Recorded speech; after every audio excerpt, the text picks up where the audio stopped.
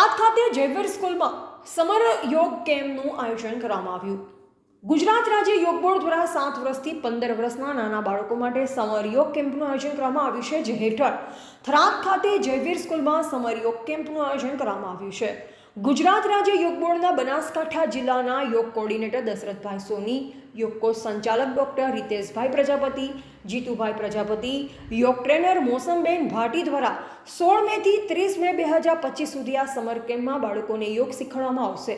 યોગ દ્વારા બાળકોનો શારીરિક અને માનસિક વિકાસ સારી રીતે થાય છે। બાળકો મોબાઈલથી દૂર રહે, જંક ફૂડ ન ખાય અને તંદુરસ્ત જીવન જીવે તથા જ્ઞાન સાથે ગમ્મત થાય તેવી રમતો રમાડી અને તેમનો સર્વાંગી વિકાસ થાય તે હેતુ છે। સમય સવારે 7 થી 9 વાગ્યાનો રહેશે। જયવીર સ્કૂલના આચાર્ય શ્રી જેસીભાઈ પટેલ વિશેષ ઉપસ્થિત રહ્યા હતા। અહેવાલ બાબુ ભાટિયા, સંબંધ ભારત ન્યૂઝ, થરાદ।